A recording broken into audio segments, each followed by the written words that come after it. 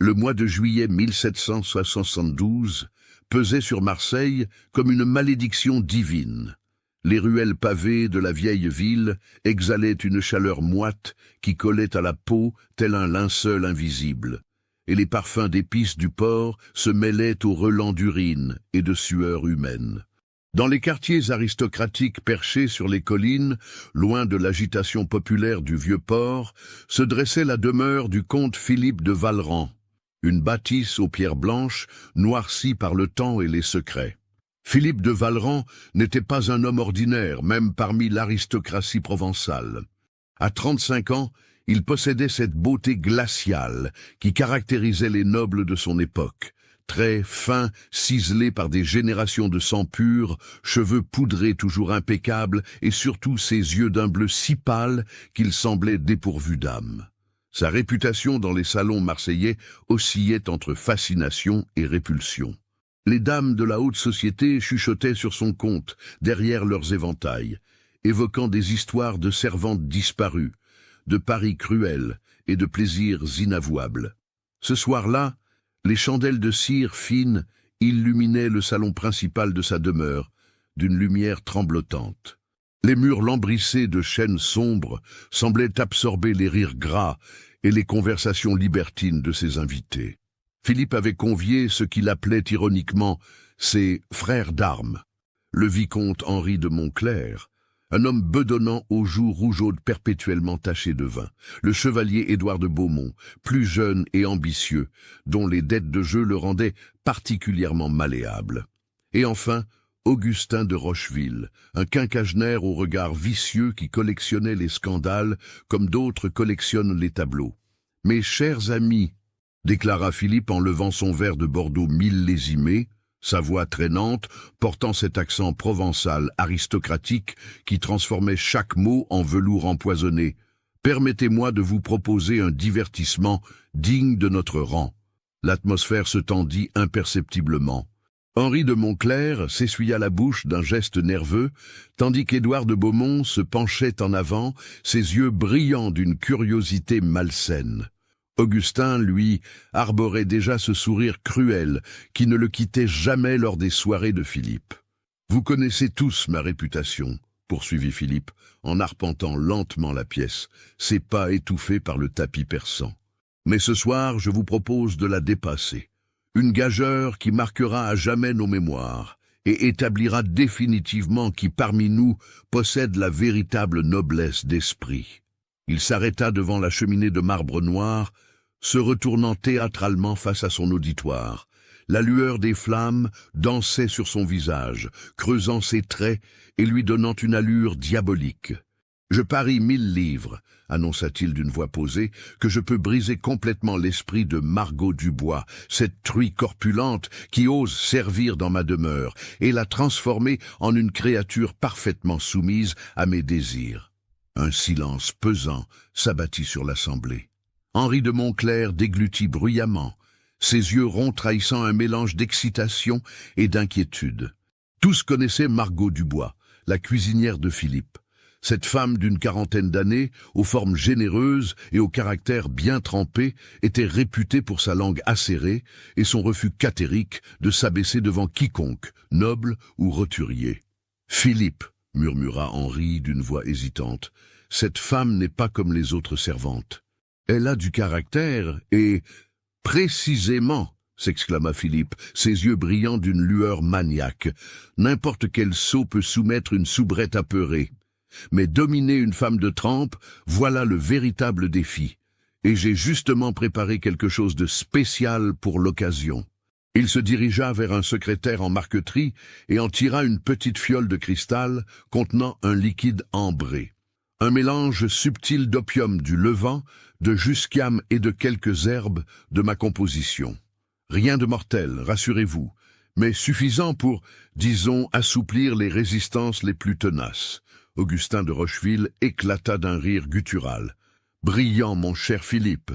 Et si vous échouez ?»« Impossible, » répliqua Philippe avec une arrogance glaciale. « Mais si par extraordinaire je devais échouer, je vous verserai à chacun 1000 livres et renoncerai définitivement à mes divertissements particuliers. » Les paris furent pris. L'excitation malsaine qui régnait dans la pièce était presque palpable. Philippe sonna alors une clochette d'argent, et quelques instants plus tard, Margot Dubois fit son entrée. La femme qui pénétra dans le salon incarnait tout ce que l'aristocratie méprisait et craignait secrètement chez le peuple. Margot mesurait près d'1,75 m, une taille remarquable pour l'époque, et ses formes plantureuses tendaient le tissu grossier de sa robe de servante. Ses cheveux châtains, tirés en un chignon strict sous sa coiffe blanche, encadraient un visage aux traits marqués par 40 années d'une vie difficile. Mais c'étaient surtout ses yeux qui frappaient. D'un brun profond, il portait cette intelligence rusée et cette fierté indomptable qu'on trouve chez ceux qui ont survécu aux pires épreuves sans jamais courber l'échine. « Vous m'avez fait appeler, monsieur le comte ?» demanda-t-elle d'une voix ferme, son accent marseillais populaire contrastant violemment avec les intonations raffinées de l'assemblée aristocratique. Philippe l'observa avec l'attention d'un prédateur jaugeant sa proie. « En effet, Margot, ces messieurs et moi-même souhaitions goûter à tes talents culinaires. J'ai demandé aux cuisines de préparer quelques douceurs que tu vas nous servir personnellement. » Margot plissa les yeux, son instinct lui soufflant que quelque chose clochait. Elle connaissait suffisamment Philippe pour savoir que ces demandes apparemment anodines cachaient toujours des intentions inavouables.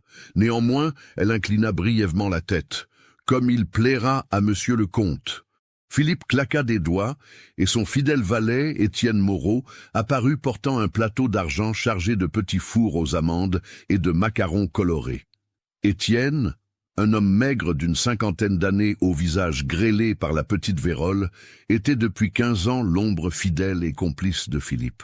Ses petits yeux noirs brillaient d'une lueur mauvaise qui ne trompait pas sur sa nature véritable. « Margot, » dit Philippe d'un ton mielleux, « je tiens absolument à ce que tu goûtes ces douceurs avec nous. C'est une marque d'estime toute particulière. » La cuisinière hésita. Dans l'ordre social rigide de l'époque, il était inconcevable qu'une servante partage la nourriture de ses maîtres. Cette proposition était non seulement inhabituelle, mais profondément suspecte. « Je vous remercie, monsieur le comte, mais ma place n'est pas... »« J'insiste, » coupa Philippe, sa voix se durcissant imperceptiblement. « Considère cela comme un ordre. » Margot sentit tous les regards converger vers elle. L'atmosphère de la pièce avait changé, devenant électrique, presque oppressante. Elle observa attentivement les visages des nobles. Montclair évitait son regard, Beaumont souriait d'un air mauvais, et Rocheville la dévisageait comme un fauve affamé. Seul Philippe conservait cette expression de politesse glacée, qui ne laissait rien transparaître de ses véritables intentions.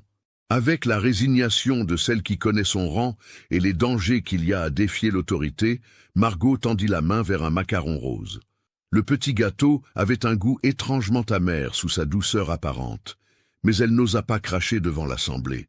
Elle en prit 2 autres, encouragée par les sourires approbateurs des invités. Philippe leva de nouveau son verre. « À nos plaisirs partagés », déclara-t-il en fixant Margot d'un regard pénétrant. Au bout de quelques minutes, la cuisinière commença à ressentir les premiers effets du mélange. Une étrange torpeur s'empara d'elle, comme si ses membres devenaient cotonneux. Sa vision se brouilla légèrement et elle dut s'appuyer contre le dossier d'une chaise pour ne pas vaciller. « Je ne me sens pas bien », murmura-t-elle, portant une main tremblante à son front.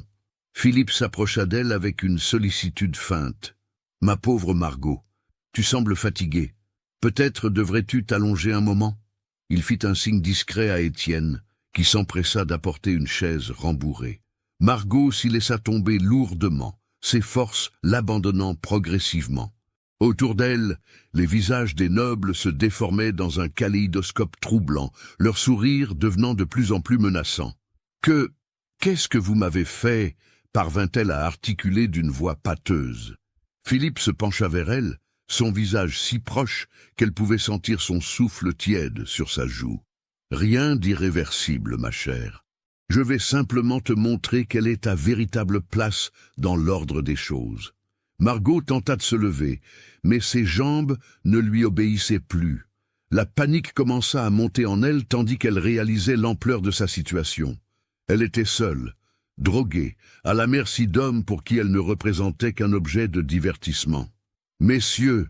annonça Philippe en se retournant vers ses invités, « le spectacle peut commencer. » Henri de Montclair se tortilla sur son siège, mal à l'aise malgré son excitation évidente. « Philippe, peut-être devrions-nous... »« Vous pouvez partir si le cœur vous en dit, Henri, » coupa sèchement Philippe, « mais vous perdrez votre mise et votre réputation parmi nous. » Augustin de Rocheville se lécha les lèvres d'anticipation. « Au contraire, Philippe, nous restons. Cette soirée promet d'être mémorable. » Margot, malgré son état, puisa dans ses dernières forces pour tenter une ultime résistance. « Vous ne pouvez pas.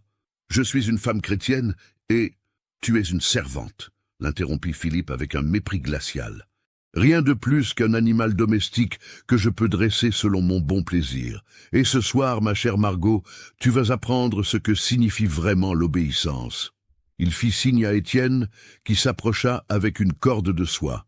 Les mains expertes du valet lièrent rapidement les poignets de Margot à la chaise, malgré ses faibles tentatives de résistance.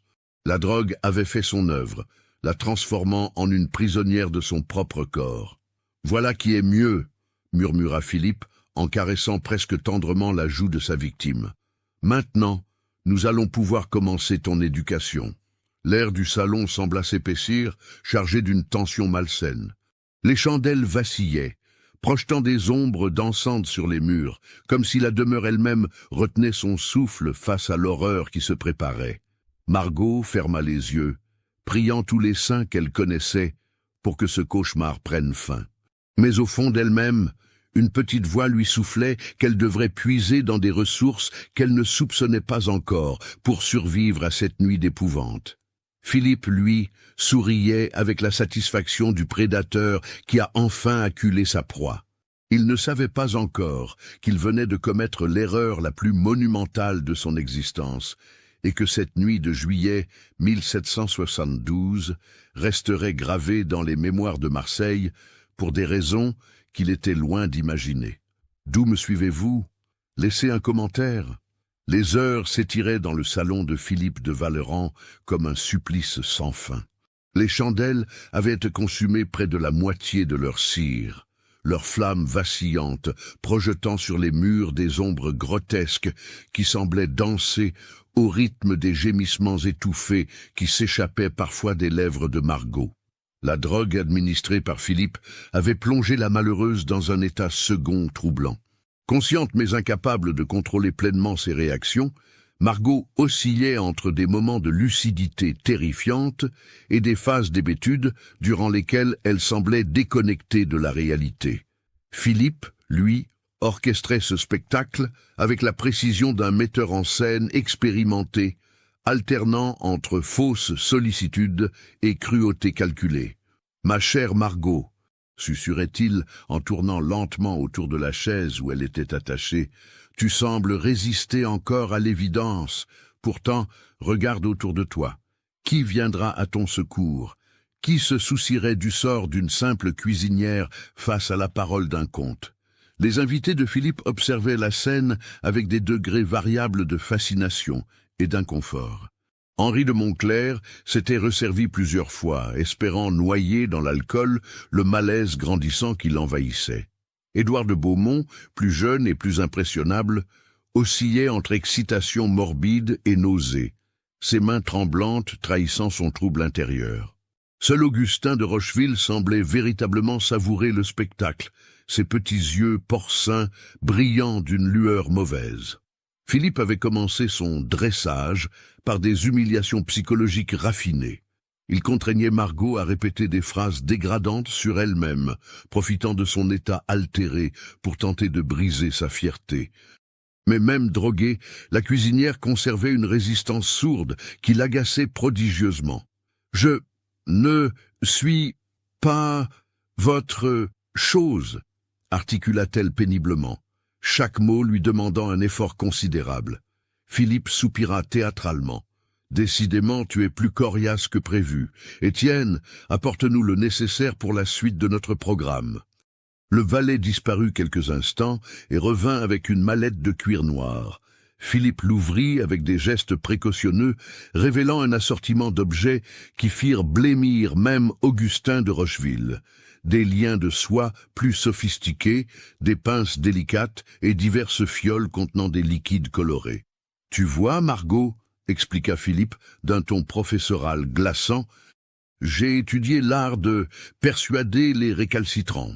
Ces outils m'ont été fournis par un certain docteur de mes connaissances, spécialiste des mécanismes de la soumission humaine. » Il saisit une petite pince argentée et la fit claquer dans l'air.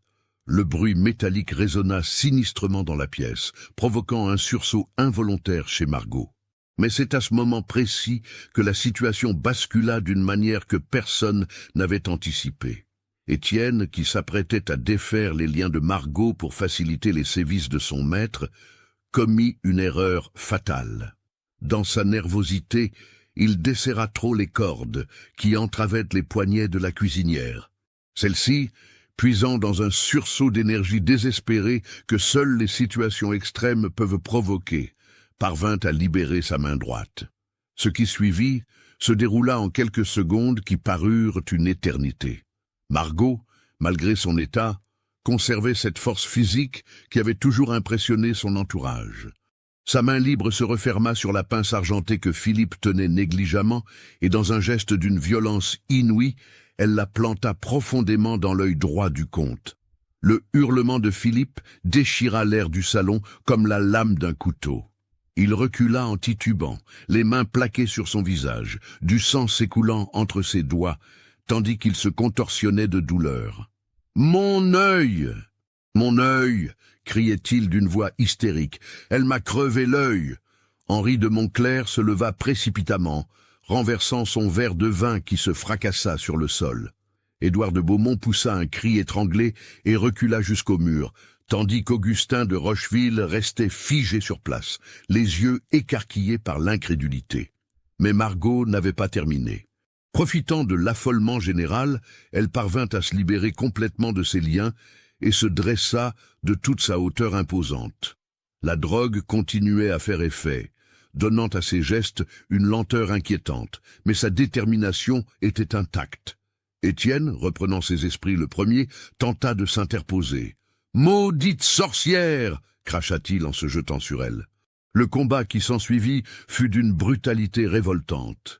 Étienne était certes plus agile, mais Margot possédait une force brute considérable, décuplée par le désespoir et la rage. Elle saisit le valet à la gorge de ses mains puissantes et serra avec une détermination implacable. Les yeux d'Étienne se révulsèrent, tandis qu'il griffait vainement les avant-bras de sa tortionnaire, ses pieds battant l'air dans un ballet macabre. « Lâche-le !» hurla Philippe, toujours aveuglé par la douleur et le sang. « Lâche-le ! Garce !» Mais Margot ne céda pas. Elle continua à serrer, jusqu'à ce qu'Étienne s'affaisse comme une poupée de chiffon, ses membres retombant mollement le long de son corps. Le silence qui s'abattit alors sur le salon était assourdissant, rompu seulement par les gémissements de Philippe et la respiration sifflante de Margot. Henri de Montclair, livide comme un mort, balbutiait « Il est mort !»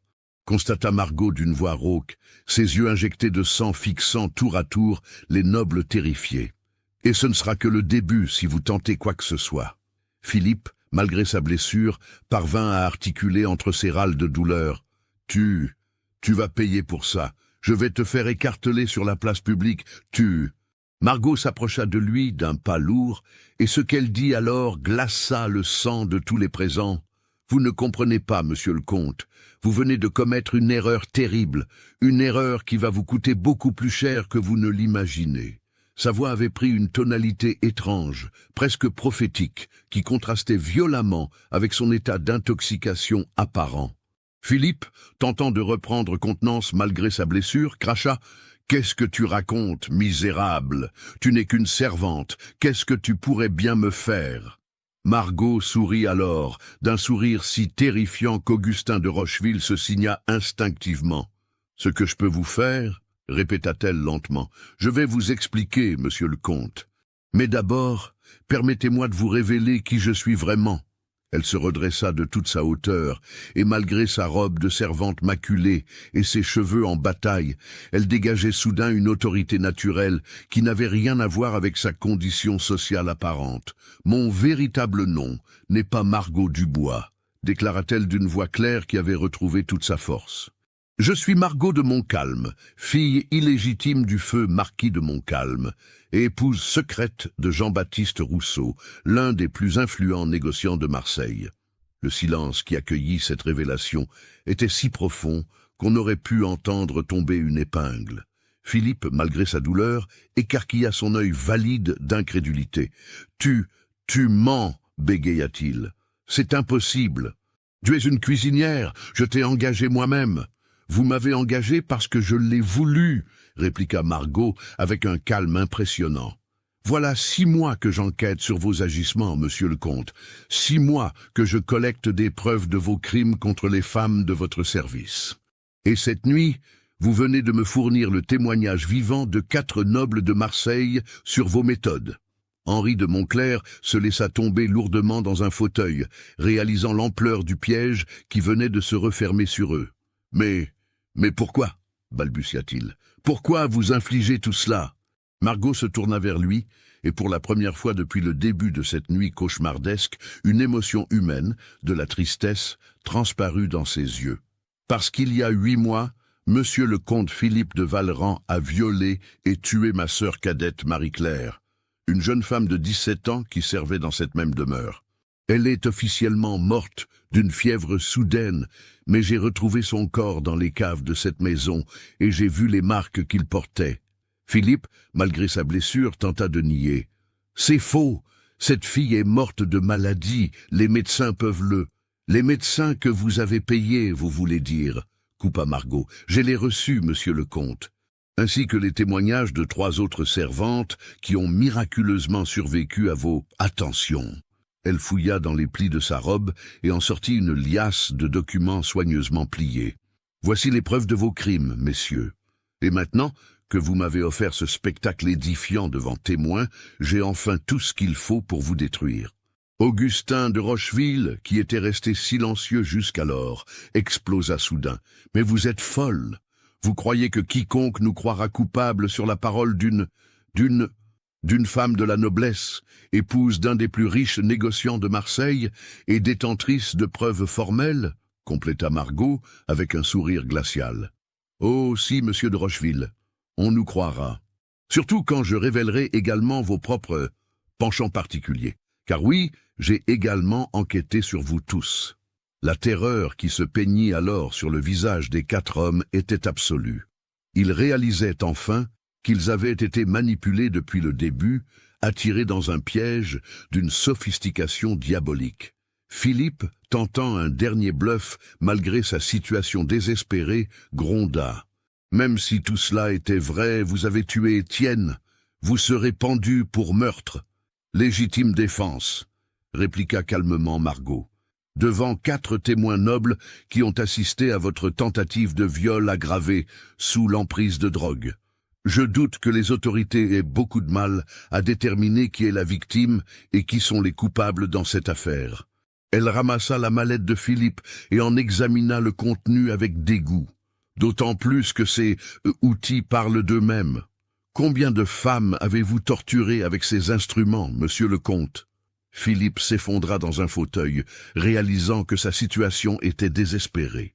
Son œil blessé continuait à saigner, lui causant des élancements atroces, et il commençait à saisir l'ampleur de la catastrophe qui s'abattait sur lui. Margot s'approcha de la fenêtre et l'ouvrit en grand. L'air tiède de cette nuit de juillet pénétra dans le salon, apportant avec lui les bruits lointains de Marseille endormie. « J'espère que vous avez apprécié votre dernière soirée de liberté, messieurs, » déclara-t-elle en se retournant vers eux, « car demain, toute la ville connaîtra vos véritables visages. » Henri de Montclair tenta une dernière supplique. « Madame, il doit bien y avoir un arrangement possible. Nous pourrions... »« Vous corrompre ?» l'interrompit Margot avec mépris. « Comme vous avez corrompu les médecins, les juges et les témoins jusqu'à présent? Non, monsieur, cette fois, justice sera rendue. » Elle se dirigea vers la porte, puis se retourna une dernière fois. « Au fait, messieurs, la drogue que vous m'avez administrée, elle a cessé de faire effet depuis près d'1 heure. J'ai simplement continué à jouer la comédie pour vous laisser vous enfoncer davantage. » Sur ces mots, elle quitta le salon, laissant derrière elle 4 hommes détruits et un cadavre, témoin silencieux de la chute d'un système de privilèges qui semblait jusqu'alors inébranlable. Dehors, l'aube n'était plus très loin, et avec elle, la révélation publique d'un scandale qui allait secouer Marseille jusque dans ses fondements. Si cette histoire macabre vous a donné des frissons, partagez-la avec un ami qui aime les contes d'horreur. L'aube du 15 juillet 1772 se leva sur Marseille dans une atmosphère étrange, comme si la ville tout entière pressentait que cette journée allait marquer un tournant dans son histoire. Les premiers rayons du soleil perçaient à travers la brume matinale qui montait du vieux port, tandis que les cloches de Notre-Dame de la Garde sonnaient lugubrement dans le ciel rougeoyant. Margot de Montcalm, car c'était bien son véritable nom, avait passé les heures précédant l'aube dans la demeure de son époux, Jean-Baptiste Rousseau, une imposante bâtisse située dans le quartier bourgeois près de la rue de la République. Elle avait soigné ses blessures superficielles, changé de vêtements et surtout organisé méthodiquement la suite de son plan. Jean-Baptiste, un homme de 52 ans aux tempes grisonnantes et au regard perçant, était l'un des négociants les plus respectés de Marseille. Son commerce d'épices et de soieries avec les comptoirs du Levant lui avait permis d'amasser une fortune considérable, mais surtout d'établir un réseau de relations qui s'étendait jusqu'à Versailles. Quand Margot lui avait révélé son plan de vengeance 6 mois auparavant, il n'avait pas hésité une seconde à la soutenir. « Alors, mon cœur, » murmura-t-il en pansant délicatement les écorchures sur les poignets de sa femme. Tout s'est déroulé comme prévu. Margot hocha la tête, son visage exprimant un mélange de satisfaction et d'épuisement. Mieux que prévu, Jean-Baptiste. Philippe s'est montré encore plus ignoble que dans mes pires cauchemars, et ses complices, ils ont tous révélé leur vraie nature. Elle lui tendit les documents qu'elle avait emportés de la demeure de Vallerand, des témoignages écrits, des reçus compromettants et surtout une confession détaillée qu'elle avait rédigée durant la nuit, relatant minute par minute les événements auxquels elle venait d'assister. « As-tu prévenu maître Durand ?» demanda-t-elle, en attachant ses cheveux sous un bonnet de bourgeoise respectable. « Il nous attend dans 1 heure, » confirma Jean-Baptiste, ainsi que le lieutenant de police Bertrand et le procureur général Moreau. Tous sont des hommes intègres qui ne se laisseront pas corrompre par l'or des Vallerand. Margot sourit amèrement. L'or des Vallerand. S'il savait à quel point Philippe est endetté, j'ai découvert qu'il doit près de 100 000 livres aux usuriers de la ville. Cette demeure qu'il affiche comme un symbole de sa richesse, elle est hypothéquée jusqu'aux tuiles du toit. C'était là l'un des aspects les plus sordides de l'affaire que Margot avait découvert au cours de ses investigations. Philippe de Vallerand, malgré ses airs de grand seigneur, était financièrement ruiné. Ses terres ancestrales de Provence avaient été vendues discrètement les unes après les autres pour éponger ses dettes de jeu, et il ne subsistait que grâce à un système complexe d'emprunt auprès de financiers véreux. C'est pour cela qu'il organisait ses divertissements, continua Margot avec dégoût. Il faisait payer ses invités pour assister à ses spectacles. 100 livres par soirée, davantage s'il voulait participer activement. Jean-Baptiste serra les poings. Le monstre, transformer la souffrance humaine en commerce. Il mérite 1000 fois la mort. Il l'aura, ne t'inquiète pas, répliqua Margot d'un ton glacial. Mais pas avant d'avoir payé pour tous ses crimes. À 9 heures précises, le couple se rendit chez maître François Durand, l'avocat le plus respecté du barreau de Marseille. L'homme, un quinquagénaire à la prestance naturelle, les reçut dans son cabinet tapissé de livres de droit. Était également présent le lieutenant de police Jean-Baptiste Bertrand, un militaire rigide, aux principes inflexibles, et le procureur général Antoine Moreau, dont la réputation d'intégrité était légendaire dans toute la Provence. « Madame Rousseau, » dit maître Durand d'une voix grave, « votre époux nous a exposé les grandes lignes de votre mission. Mais j'avoue que j'ai peine à croire qu'un homme de la noblesse puisse s'abaisser à de telles ignominies. » Margot posa calmement sur le bureau les preuves qu'elle avait accumulées. Témoignages de servantes survivantes, reçus de paiements suspects, correspondances compromettantes interceptées, et surtout sa propre déposition détaillée des événements de la nuit précédente. « Lisez, maître », dit-elle simplement. Le silence qui s'installa dans le cabinet pendant que les trois hommes prenaient connaissance des documents était pesant. Au fur et à mesure de leur lecture, leurs visages se décomposaient, exprimant tour à tour l'incrédulité, l'horreur, puis une colère sourde. Le lieutenant Bertrand fut le premier à reprendre la parole. « Madame, si ces accusations sont avérées, nous nous trouvons face au plus grand scandale que Marseille ait connu depuis des décennies. »« Elles sont avérées, lieutenant, » répliqua fermement Margot. « Et j'ai 4 témoins nobles qui ont assisté aux événements de cette nuit. » Le procureur Moreau leva les yeux du document qu'il était en train d'étudier. « Pardonnez-moi, madame, mais il y a un aspect de votre récit qui me pose problème. Vous affirmez avoir tué le dénommé Étienne Moreau en état de légitime défense. C'est exact, monsieur le procureur. Dans ce cas, nous devons immédiatement nous rendre sur les lieux pour constater les faits et interroger les témoins. » 1 heure plus tard, un impressionnant cortège se dirigeait vers la demeure de Philippe de Vallerand. Outre les autorités judiciaires et Margot, s'y trouvaient également 6 gardes du guet armés et un médecin légiste pour examiner le cadavre d'Étienne.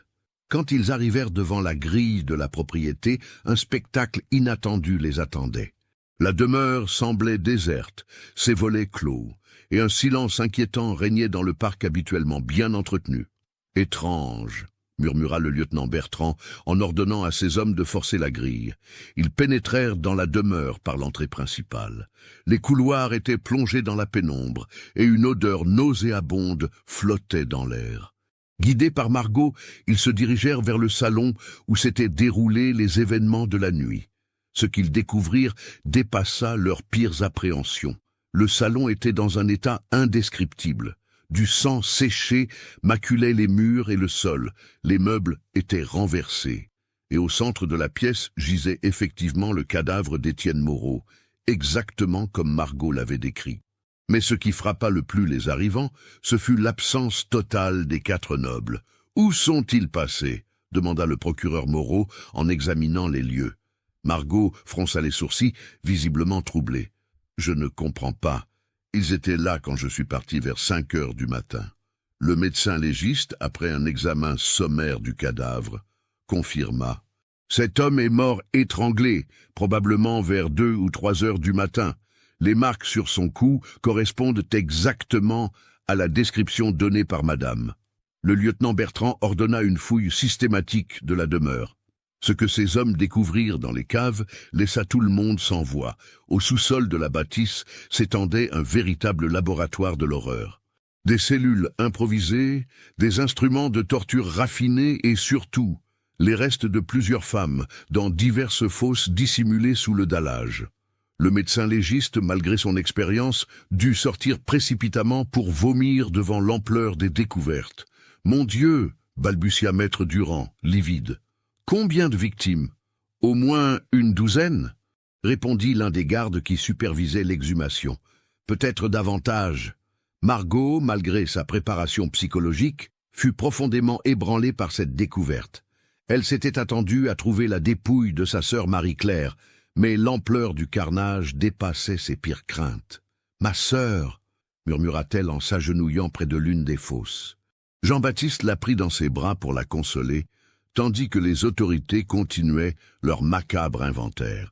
Mais la surprise la plus stupéfiante les attendait dans les appartements privés de Philippe. Dans sa chambre, soigneusement dissimulée derrière une bibliothèque, se trouvait un coffre-fort dont la serrure avait été forcée récemment. À l'intérieur, outre des bijoux et quelques pièces d'or, ils découvrirent un journal personnel rédigé de la main même du comte. Le procureur Moreau en lut quelques passages à voix haute, et ce qu'il révéla glaça l'Assemblée. 15 juin 1772. La petite Marie-Claire a finalement succombé cette nuit. Étienne a eu la main trop lourde avec le laudanum. Dommage, elle promettait de beaux divertissements. Il faudra être plus prudent avec la prochaine. 3 juillet 1772. Henri m'a apporté 100 livres pour assister à la séance avec la servante rousse. Édouard en demande toujours plus pour ses plaisirs. Il va falloir que je trouve de nouveaux sujets bientôt. 14 juillet 1772. La grosse Margot fera parfaitement l'affaire pour impressionner mes invités. Si elle survit à cette nuit, ce sera un miracle. Mais peu importe, elle finira comme les autres dans la cave. Le silence qui accueillit cette lecture était absolu. Même les gardes les plus endurcis semblaient pétrifiés par l'ampleur de la monstruosité révélée. Cet homme était un démon incarné, murmura le lieutenant Bertrand. Était, releva Margot. Mais où est-il passé, lieutenant? Et ses complices?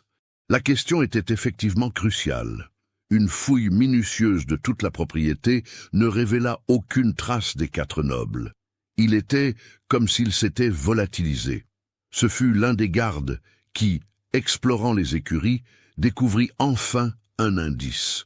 4 chevaux manquaient et des traces fraîches menèrent vers la route qui conduisait au port. « Ils ont fui durant la nuit », constata le lieutenant, « probablement vers un navire en partance. » Le procureur Moreau ordonna immédiatement que des messagers soient dépêchés vers tous les ports de la côte méditerranéenne avec des mandats d'arrêt au nom des 4 fugitifs. Mais Marseille était un port immense, avec des dizaines de navires partant chaque jour vers l'Italie, l'Espagne ou l'Afrique du Nord. « Ils ont eu toute la nuit d'avance », soupira maître Durand. « Les retrouver ne sera pas facile. » C'est alors que se produisit l'événement le plus extraordinaire de cette journée, déjà riche en rebondissements. Un homme en haillons, visiblement un mendiant du port, fit irruption dans la propriété malgré les protestations des gardes. Il brandissait un sac de toile crasseux en criant d'une voix rauque. « Monsieur le lieutenant, j'ai quelque chose pour vous !» Bertrand, intrigué, autorisa l'homme à s'approcher.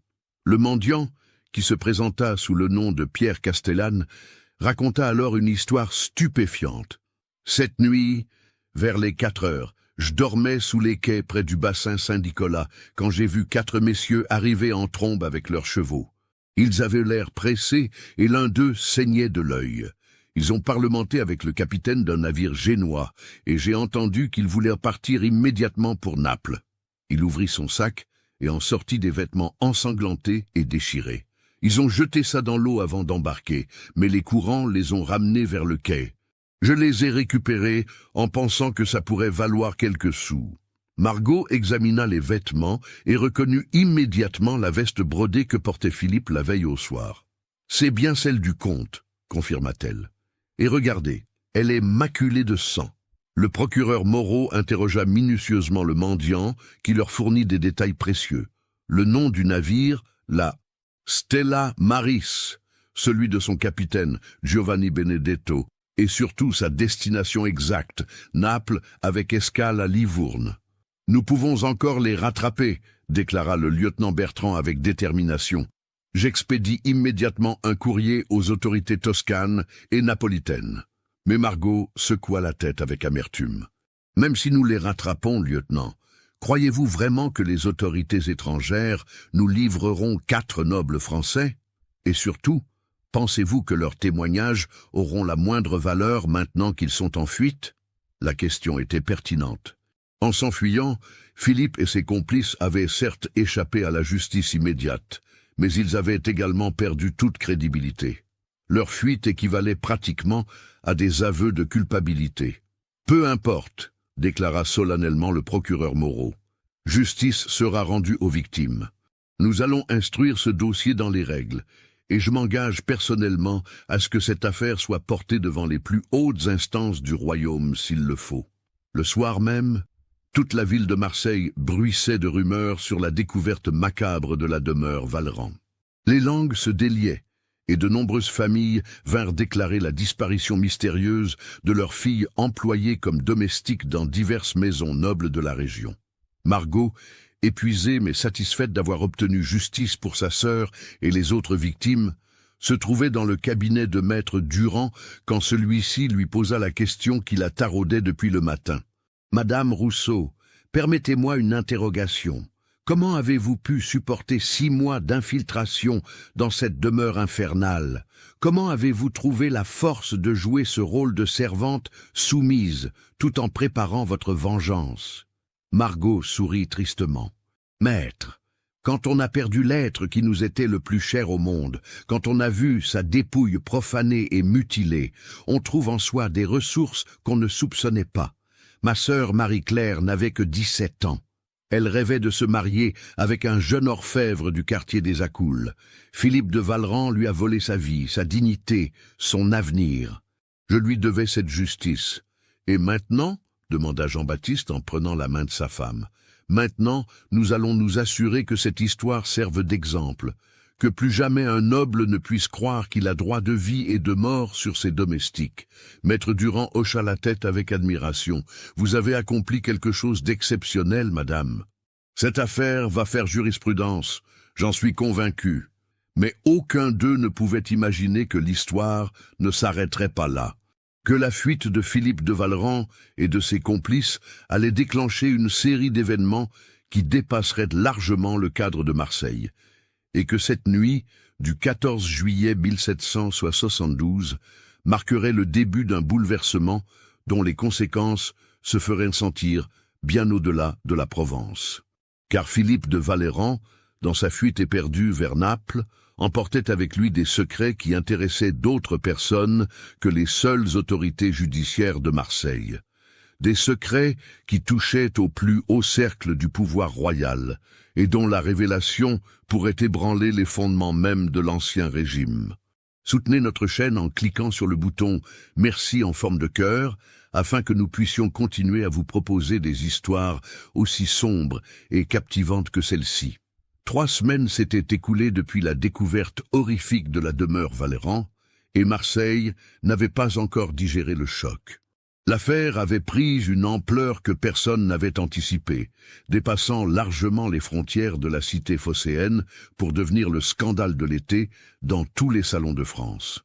Le procureur général Antoine Moreau avait tenu parole. Le dossier avait été transmis directement au Parlement de Provence à Aix, puis, devant l'énormité des charges, au chancelier de France lui-même.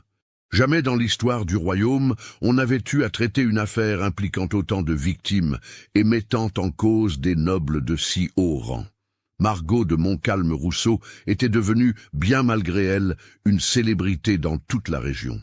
Les gazettes de Paris envoyaient leurs meilleurs rédacteurs pour recueillir son témoignage, et sa demeure ne désemplissait plus de visiteurs venus exprimer leur soutien ou leur curiosité morbide. Jean-Baptiste avait dû poster des domestiques à l'entrée de leur propriété pour filtrer les importuns. Ce matin du 5 août 1772, Margot se trouvait dans le petit salon de sa demeure en compagnie de Maître Durand, quand un visiteur inattendu se présenta. Il s'agissait du chevalier de Saint-Florent, un homme d'une 50aine d'années à l'allure distinguée, qui se présenta comme envoyé spécial du lieutenant général de police de Paris. « Madame Rousseau », dit-il après les politesses d'usage, « je viens vous entretenir d'un aspect de cette affaire qui dépasse, et de loin, les crimes commis par le comte de Vallerand. » Margot et son avocat échangèrent un regard intrigué. « De quoi voulez-vous parler, monsieur le chevalier ?» demanda-t-elle. Saint-Florent sortit de sa sacoche de cuir un dossier épais, fermé par un ruban rouge et scellé aux armes royales. « Madame, saviez-vous que Philippe de Vallerand était bien plus qu'un simple noble décadent, qu'il était en réalité l'un des maillons d'un réseau qui s'étend jusque dans les antichambres de Versailles ?» L'homme ouvrit le dossier et en sortit plusieurs documents qu'il étala sur la table basse. « Voyez-vous, les investigations menées par nos services ont révélé que le comte n'agissait pas seul. Ces divertissements particuliers étaient organisés pour satisfaire une clientèle très spécifique, composée de personnalités dont je ne peux révéler les noms sans l'autorisation expresse de Sa Majesté. » Margot sentit un frisson la parcourir. Vous voulez dire que... Je veux dire, madame, que vous avez involontairement mis au jour l'un des scandales les plus graves que la couronne ait eu à affronter depuis l'affaire des poisons sous Louis XIV. Maître Durand se pencha pour examiner les documents. Ce qu'il y lut le fit pâlir visiblement. « Des noms, murmura-t-il. Mon Dieu, certains de ces noms... Précisément, confirma Saint-Florent. Nous avons découvert dans les papiers saisis chez divers complices de Vallerand une correspondance qui implique 2 ducs, un maréchal de France et, il hésita, plusieurs membres de la famille royale elle-même. Le silence qui s'abattit sur la pièce était oppressant. Margot réalisa soudain que sa quête de justice personnelle avait déclenché quelque chose d'infiniment plus vaste et plus dangereux qu'elle ne l'avait imaginé. « Que voulez-vous de moi, monsieur ?» demanda-t-elle d'une voix tendue. « Votre coopération, madame, et surtout votre discrétion absolue sur certains aspects de cette affaire. » Margot se redressa dans son fauteuil, ses yeux lançant des éclairs. « Ma discrétion, monsieur le chevalier, j'ai risqué ma vie pour révéler la vérité sur ces monstres. J'ai vu les corps mutilés de leurs victimes. Et vous voudriez que je me taise pour protéger d'autres criminels, fussent-ils de sang royal ?» Saint-Florent leva une main apaisante. « Je vous comprends parfaitement, madame, et j'admire votre courage. Mais comprenez que si cette affaire éclatait dans son intégralité, elle pourrait ébranler les fondements mêmes du royaume. Il ne s'agit pas de protéger des criminels, mais de préserver la stabilité de la France. Et Philippe de Vallerand, où est-il ?» insista Margot. Le chevalier hésita un long moment avant de répondre. « Il a été retrouvé. » « Retrouvé ? Le navire qui l'emmenait vers Naples a fait escale à Livourne comme prévu. Nos agents l'y attendaient. » Margot sentit son cœur s'accélérer. « Il est en prison ?»« Non, madame, » répondit Saint-Florent d'une voix étrange. « Il est mort !» Le choc de cette révélation figea Margot sur place. « Mort ? Comment ? Officiellement, il s'est donné la mort dans sa cellule à la prison de Livourne avant que les autorités toscanes puissent procéder à son extradition. Il a laissé une confession complète de ses crimes. » Maître Durand fronça les sourcils. « Officiellement ?» Saint-Florent soupira. « Officieusement. Disons que certaines personnes très influentes avaient intérêt à ce qu'il ne puisse jamais témoigner devant un tribunal. » La vérité frappa Margot comme un coup de massue. « Il a été assassiné. » « Je n'ai pas dit cela, madame. Mais c'est ce qui s'est passé. Et ses complices ? Henri de Montclerc est mort d'une crise cardiaque 2 jours après son arrivée à Naples. Édouard de Beaumont s'est noyé accidentellement dans le port de Gênes. Quant à Augustin de Rocheville, il laissa sa phrase en suspens, et Margot compléta d'une voix blanche. Il est mort aussi, n'est-ce pas? Empoisonné dans une auberge de Rome. Apparemment, il aurait mangé des champignons avariés. Margot se leva brusquement, tremblante de rage. « Vous vous moquez de moi ! 4 hommes qui s'enfuient ensemble et qui meurent tous dans les 15 jours qui suivent, par des causes différentes et dans des villes différentes. Vous prenez pour une imbécile. Madame, je vous en prie, calmez-vous. »« Me calmer ?» explosa-t-elle. « Ma sœur et une douzaine d'autres femmes ont été torturées et assassinées par ces monstres. J'ai risqué ma vie pour les confondre. Et vous venez me dire qu'ils sont tous morts convenablement avant de pouvoir parler ?» Saint-Florent la regarda avec une expression où se mêlaient la compassion et la fermeté. « Madame Rousseau, vous avez obtenu justice pour votre sœur et pour toutes les victimes. Ces hommes ont payé leurs crimes, même si ce n'est pas de la manière que vous espériez. Parfois, la justice royale emprunte des chemins que la justice ordinaire ne peut suivre. »« La justice royale ?» ricana Margot. « Vous voulez dire l'assassinat commandité pour étouffer un scandale ?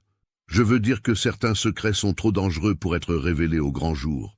Imaginez-vous les conséquences si le peuple apprenait que des membres de la famille royale participaient à de telles orgies. Dans le contexte actuel de tension sociale, cela pourrait déclencher une révolte. » Margot se rassit lentement, réalisant peu à peu l'ampleur des implications. « Et moi ? Que va-t-il m'arriver ? » ?»« Rien, madame, à condition que vous acceptiez de modifier légèrement votre version des faits. Vous avez découvert les crimes de Vallerand. Vous l'avez dénoncé. Il s'est enfui et est mort. Point final. Aucune mention des personnalités de haut rang impliquées. » Maître Durand, qui était resté silencieux jusqu'alors, prit la parole. « Et si ma cliente refuse ?» Saint-Florent le regarda droit dans les yeux. « J'espère sincèrement qu'elle n'y songera pas. Ce serait regrettable pour tout le monde. » La menace était voilée mais parfaitement claire. Margot comprit qu'elle se trouvait à la croisée des chemins. Accepter le compromis proposé et vivre tranquille avec son époux, ou persister dans sa quête de vérité absolue et risquer de subir le même sort que Philippe et ses complices. « Combien de temps ai-je pour réfléchir ?» demanda-t-elle finalement. « Très peu, j'en ai peur. Sa Majesté souhaite que cette affaire soit close définitivement avant la fin du mois. Les gazettes parisiennes commencent à poser des questions embarrassantes. C'est alors que Jean-Baptiste fit son entrée dans le salon. Il avait manifestement entendu une partie de la conversation, car son visage était sombre. « Ma chère Margot, » dit-il en s'approchant de sa femme, « puis-je te parler un moment en privé ?» Ils se retirèrent dans la bibliothèque adjacente, laissant Saint-Florent et Maître Durand dans un silence pesant. « Tu as entendu ?» demanda Margot à son époux. « Suffisamment, » répondit Jean-Baptiste, « et je vais te dire ce que j'en pense. Ces gens n'hésiteront pas à nous faire disparaître si nous devenons trop gênants. Nous avons déjà obtenu plus que ce que j'osais espérer. Philippe et ses complices sont morts, les victimes sont vengées, et l'affaire a eu un retentissement tel que plus aucun noble ne se risquera de sitôt à de telles exactions. Mais la vérité, Jean-Baptiste, la vérité complète nous mènera au tombeau, ma chérie. Et à quoi cela servirait-il ? Tu as déjà prouvé que même les plus puissants ne sont pas au-dessus de la justice. N'est-ce pas suffisant ? Margot réfléchit longuement. Au fond, son époux n'avait pas tort. Son objectif principal était atteint. Philippe de Vallerand avait payé ses crimes, et sa mort, même si elle n'avait pas eu lieu dans un tribunal public, constituait une forme de justice. Révéler l'implication de personnages encore plus haut placés ne ramènerait pas Marie-Claire à la vie, et risquait seulement de provoquer leur propre perte.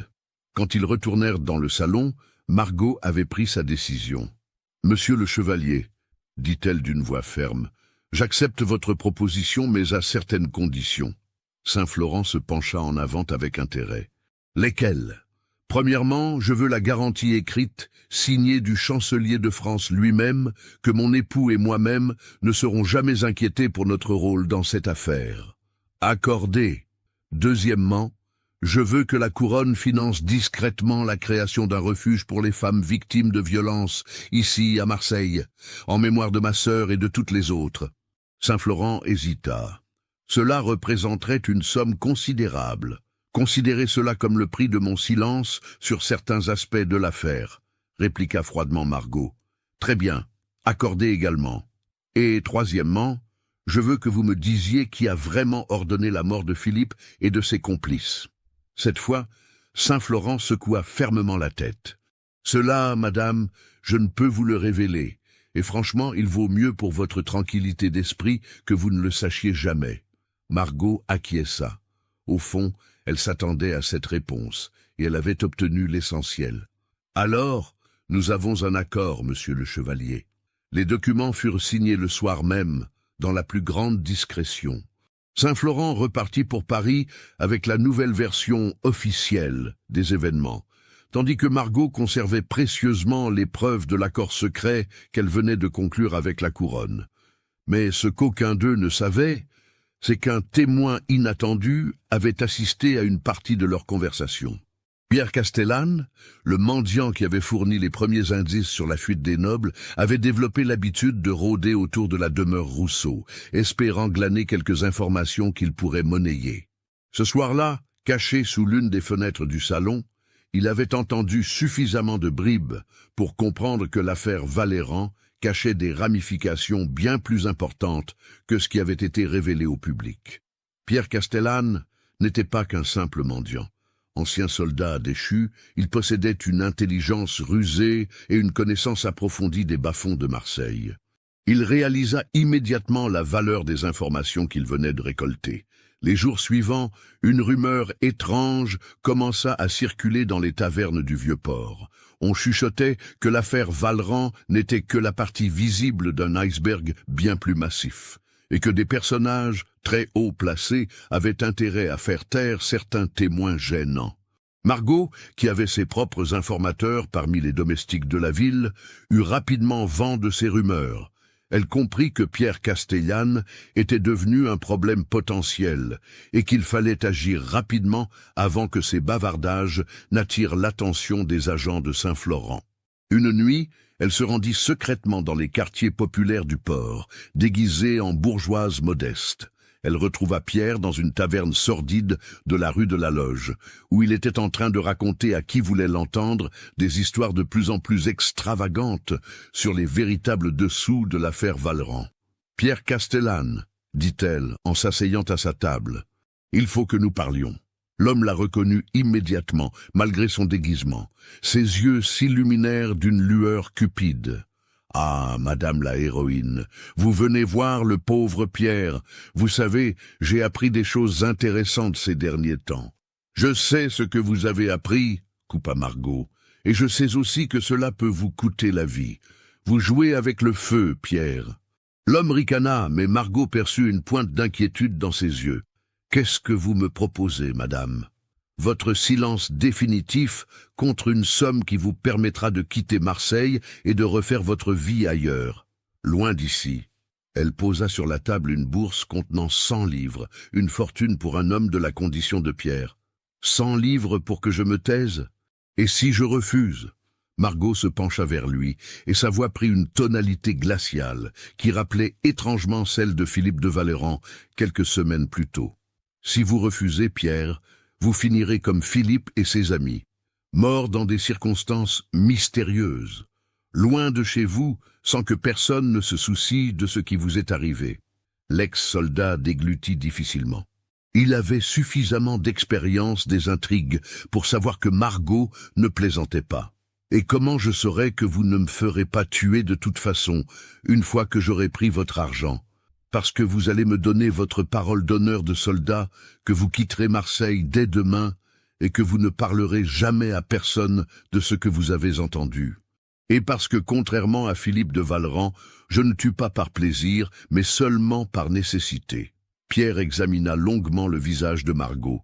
Il y lut une détermination implacable, mais aussi une honnêteté fondamentale qui le rassura partiellement. « D'accord, » dit-il finalement en empoignant la bourse.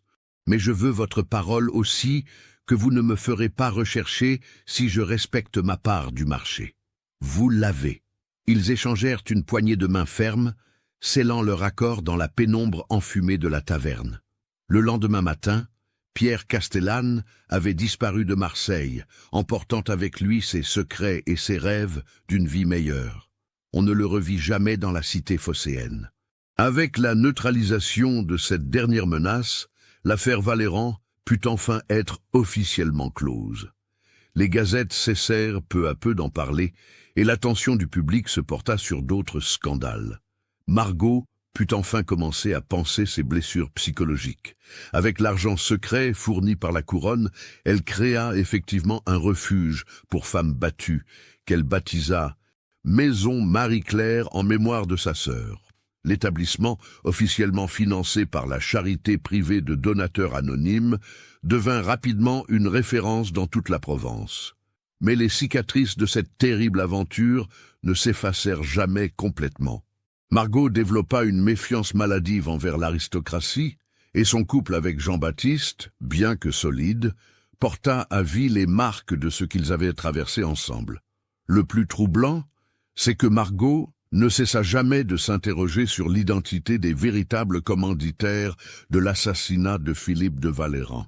Parfois, lors de réceptions officielles, quand elle croisait certains hauts dignitaires en visite à Marseille, elle scrutait leur visage, se demandant si l'un d'eux n'était pas celui qui avait ordonné ces morts si opportunes. Cette interrogation la hantrait jusqu'à la fin de ses jours, alimentant en elle une amertume sourde envers un système qu'elle avait cru pouvoir réformer, mais qui s'était contenté de faire disparaître les témoins gênants plutôt que de se remettre véritablement en question.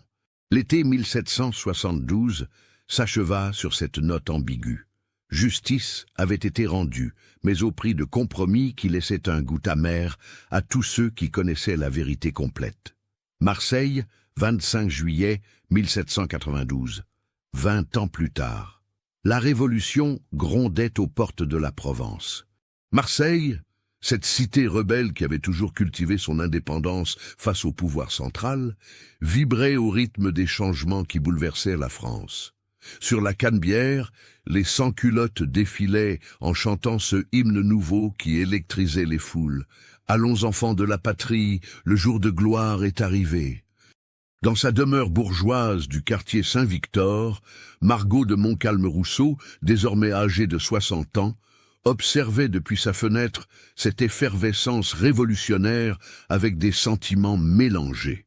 Ses cheveux, désormais entièrement gris, étaient toujours relevés en ce chignon strict qui était devenu sa signature, et ses yeux bruns conservaient cette intensité qui avait frappé tous ceux qui l'avaient côtoyé 20 ans auparavant. Jean-Baptiste était mort 3 ans plus tôt, emporté par une pneumonie, laissant Margot seule avec ses souvenirs et son œuvre caritative. La maison Marie-Claire était devenue l'une des institutions les plus respectées de Marseille, ayant secouru des centaines de femmes en détresse au fil des années. Ce matin-là, Margot reçut une visite qui la replongea brutalement dans le passé. Un jeune homme d'une 30aine d'années, élégamment vêtu malgré la mode révolutionnaire, se présenta sous le nom de François Moreau. « Madame Rousseau », dit-il en s'inclinant respectueusement, « je suis le fils du feu procureur général Antoine Moreau, qui avait instruit votre affaire en 1772. » Margot l'examina attentivement. Elle retrouvait effectivement dans ses traits quelque chose du magistrat intègre qui l'avait soutenu 20 ans auparavant. « Que me vaut cette visite, monsieur Moreau ?» demanda-t-elle en l'invitant à s'asseoir dans son salon. « Madame, mon père est mort l'an dernier, mais avant de s'éteindre, il m'a confié certains documents qu'il avait conservés secrètement depuis l'affaire Valéran. Il estimait que le moment était venu de révéler certaines vérités. Il sortit de sa sacoche une liasse de papier jauni par le temps. Voyez-vous, madame, mon père n'avait jamais vraiment accepté la version officielle de la mort de Philippe de Vallerand et de ses complices. Il avait mené sa propre enquête discrètement et découvert des choses troublantes. » Margot sentit son cœur s'accélérer. Après toutes ces années, elle allait enfin connaître la vérité qu'on lui avait cachée. « Qu'a-t-il découvert ?» demanda-t-elle d'une voix tendue. François ouvrit le dossier et en sortit plusieurs documents. Premièrement, que Philippe de Vallerand n'est pas mort à Livourne comme on vous l'a dit. Il a été intercepté par des agents français à Gênes et ramené secrètement en France. Ramené? Mais pourquoi? Parce qu'il détenait des informations compromettantes sur certaines personnalités de la cour. Des lettres, des témoignages, des preuves de leur participation à ces activités. François tendit à Margot une lettre couverte de cachets officiels. Ceci est un ordre d'exécution secret, signé du lieutenant général de police de Paris, ordonnant la neutralisation immédiate de Philippe de Vallerand et de ses complices. Margot lut le document avec une fascination horrifiée. Tout y était détaillé, les méthodes à employer pour faire croire à des morts naturelles ou accidentelles, les lieux où disposer des corps, même les fausses confessions à rédiger. « Mon Dieu !» murmura-t-elle, « ils ont vraiment organisé leur assassinat. » « Et ce n'est pas tout, » continua François. « Mon père avait également identifié plusieurs des personnalités impliquées dans le réseau de Valéran. » Il lui tendit une autre feuille, couverte de noms soigneusement calligraphiés. Margot parcourut la liste et pâlit en reconnaissant plusieurs patronymes illustres de l'aristocratie française. Le duc de Polignac, le comte d'Artois, même le... Elle s'interrompit, n'osant prononcer le nom qu'elle venait de lire. « Oui, madame, même le comte de Provence, frère du roi. » Le silence qui s'abattit sur le salon était pesant. Margot réalisait que sa quête de justice personnelle avait effectivement menacé les fondements mêmes de la monarchie. « Mais pourquoi me révélez-vous tout cela maintenant ?» demanda-t-elle finalement. François sourit amèrement. « Parce que ces gens qui ont étouffé votre affaire pour préserver la stabilité du royaume sont les mêmes qui ont mené la France à la ruine.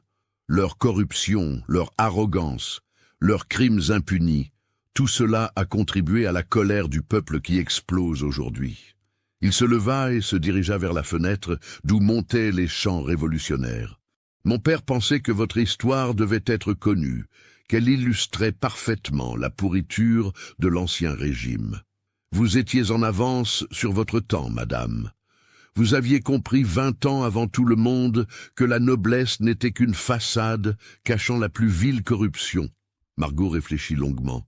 Et que proposez-vous de faire de ces informations? Les publier, madame. Les faire connaître au peuple de France. Montrer que la révolution était nécessaire, que les privilèges de l'aristocratie cachaient des crimes abominables. Et les conséquences pour moi? François haussa les épaules. Quelles conséquences? La plupart des personnes impliquées sont mortes ou en exil. Celles qui sont encore vivantes n'ont plus aucun pouvoir. Et vous, madame, vous seriez célébrée comme une héroïne du peuple, une femme qui s'est dressée contre la tyrannie nobiliaire. Margot sourit tristement. Une héroïne, à 60 ans, quand ma vie est déjà derrière moi. Votre œuvre ne l'est pas, répliqua François avec conviction. La maison Marie-Claire a inspiré la création de refuges similaires dans toute la France. Votre combat pour la dignité des femmes continue à porter ses fruits. C'est alors qu'un événement imprévu bouleversa leur conversation. Un groupe de sans-culottes fit irruption dans la demeure, mené par un homme que Margot reconnut avec stupéfaction, Pierre Castellane. L'ancien mendiant avait manifestement prospéré au cours des 20 dernières années.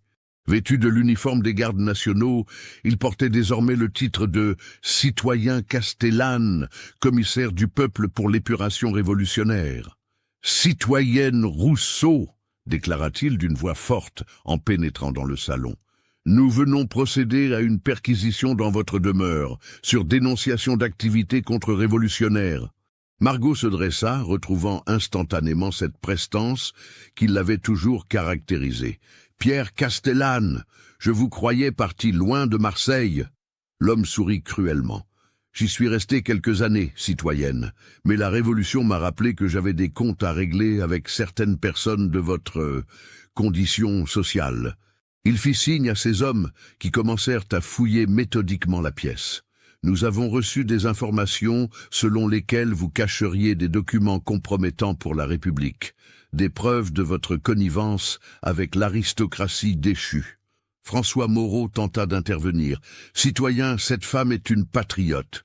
Elle s'est battue contre la noblesse bien avant la Révolution. »« Taisez-vous, ci-devant !» aboya Castellane. « Nous savons qui vous êtes aussi. Fils de magistrat de l'Ancien Régime, vous portez en vous la corruption de vos pères. » C'est alors que l'un des sans-culottes découvrit les documents que François avait apportés. « Citoyen commissaire, regardez ce que j'ai trouvé !» Castellane examina les papiers et son visage s'éclaira d'un sourire mauvais. « Mais voyez-vous cela? Des documents secrets de l'ancienne police royale, des noms de nobles, des preuves de vos relations avec le pouvoir déchu. »« Vous interprétez mal ces documents, » protesta Margot. « Ils prouvent au contraire mes accusations contre l'aristocratie. Ils prouvent surtout que vous étiez dans le secret des puissants, citoyenne, que vous étiez de mèche avec eux. » La situation basculait rapidement vers le cauchemar. Margot réalisait que Pierre Castellane avait attendu 20 ans pour prendre sa revanche, et qu'il utilisait désormais la terreur révolutionnaire pour assouvir sa vengeance personnelle. « Citoyen », déclara solennellement Castellane, « nous sommes en présence d'une espionne de l'Ancien Régime qui a entretenu des relations secrètes avec les ennemis du peuple. Ces documents le prouvent formellement. » François tenta une dernière intervention désespérée. « Citoyen, vous faites erreur. Cette femme... » Il n'eut pas le temps de finir sa phrase. L'un des sans-culottes l'assomma d'un coup de crosse, et il s'effondra, du sang coulant de son crâne. Margot, voyant le jeune homme inconscient à ses pieds, sentit une rage froide l'envahir. Cette rage qu'elle avait éprouvée 20 ans auparavant face à Philippe de Vallerand. Cette même détermination implacable qui l'avait mené au bout de sa vengeance. « Castellane, dit-elle d'une voix glaciale, vous savez parfaitement qui je suis et ce que j'ai fait. Vous étiez là, vous avez vu les preuves des crimes de Vallerand. »« Justement, citoyenne, » ricana l'homme. « Vous étiez trop proche de cette affaire, trop bien informée. Comment une simple cuisinière aurait-elle pu orchestrer un tel piège sans complicité haut placée ? » Il se tourna vers ses hommes. « Arrêtez-la !» « Et lui aussi, dit-il, en désignant François toujours inconscient. Mais Margot n'était plus la femme de 60 ans fragile qu'elle paraissait. 20 années de lutte pour défendre les femmes battues l'avaient maintenue en forme, et surtout, elles avaient aiguisé son instinct de survie. Quand le premier sans-culotte s'approcha pour lui passer les menottes, elle saisit le lourd chandelier de bronze qui ornait la cheminée et l'abattit de toutes ses forces sur le crâne de l'homme.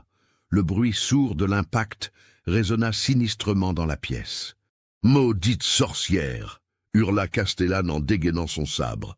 Ce qui suivit fut un combat désespéré, mais d'une violence inouïe. Margot, acculée, se battit comme une lionne, utilisant tout ce qui lui tombait sous la main.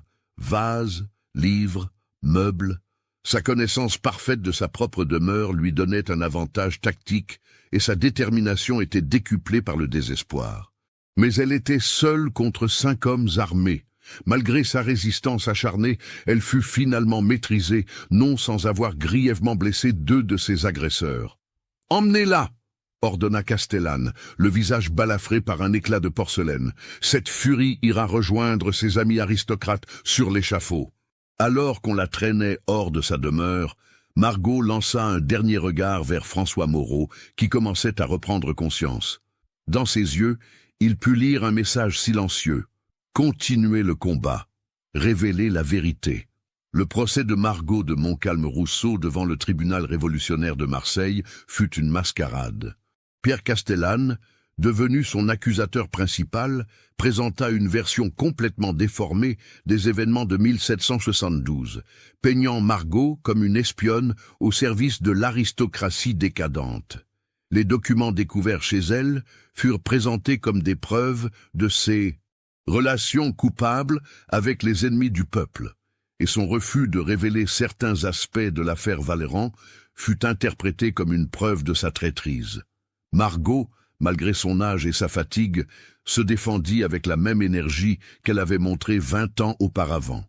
Elle raconta sa véritable histoire, révéla les crimes de Philippe de Valéran, expliqua sa quête de justice pour sa sœur assassinée. Mais les temps avaient changé. Dans l'atmosphère de paranoïa et de violence de la terreur, ces explications furent perçues comme les mensonges d'une aristocrate déguisée. Le 15 octobre 1792, Margot de Montcalm-Rousseau fut condamnée à mort pour intelligence avec les ennemis de la République et activités contre-révolutionnaires. Le matin de son exécution, sur la place de la mairie de Marseille, transformée en place d'exécution, Margot gravit les marches de l'échafaud avec la même dignité qu'elle avait montrée toute sa vie. La foule massée pour assister au spectacle était en grande partie hostile, chauffée par les discours de Castellane et de ses acolytes. Mais au moment où le bourreau s'apprêtait à accomplir sa sinistre besogne, un événement extraordinaire se produisit.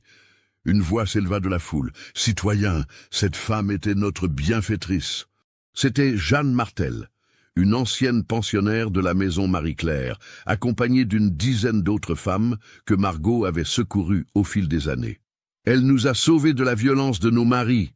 Elle a consacré sa vie à protéger les femmes du peuple, » cria-t-elle en fendant la foule. D'autres voix se joignirent à la sienne. Bientôt, une partie de la foule commença à douter, à réclamer des explications supplémentaires. Castellane, voyant la situation lui échapper, donna l'ordre au bourreau d'accélérer l'exécution. « Citoyens, ne vous laissez pas tromper par ces complices de l'aristocratie !» Mais il était trop tard. Le doute s'était installé, et la foule marseillaise, toujours prompte à la révolte, commençait à se retourner contre ceux qui avaient organisé ce procès bâclé. François Moreau, qui avait miraculeusement échappé aux poursuites grâce à l'intervention de quelques magistrats intègres, choisit ce moment pour faire une révélation publique. « Citoyens !»